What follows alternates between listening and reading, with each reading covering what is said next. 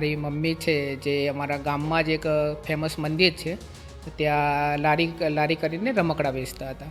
ત્યાંથી જર્ની શરૂ થઈ છે. હું કહેવાય ને કે એક ટાઈટ રોપ ઉપર ચાલ્યો છું હંમેશા મારા એમ્બિશન્સ અને રિસ્પોન્સિબિલિટીના વચ્ચે. કે ઓલરેડી જે અહીંયા કોમ્પિટિશન એટલી છે, ગવર્મેન્ટ જોબ મળતી નથી, એવામાંથી ગવર્મેન્ટ જોબમાંથી રાજીનામું આપીને ફરીથી જીપીએસસીની જર્ની સ્ટાર્ટ કરવી.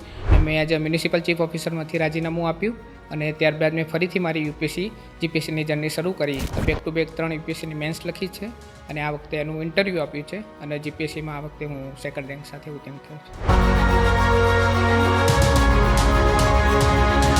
કે ગ્રામીણ ક્ષેત્રમાં આવતા પછાત જિલ્લામાંથી આવતા જો ઉમેદવાર સમગ્ર ગુજરાતમાં સેકન્ડ રેન્ક ઉપર આવી શકતા હોય તો એનાથી સારું આ ફિલ્ડની અંદર તૈયારી કરવામાં કંઈ જ નથી.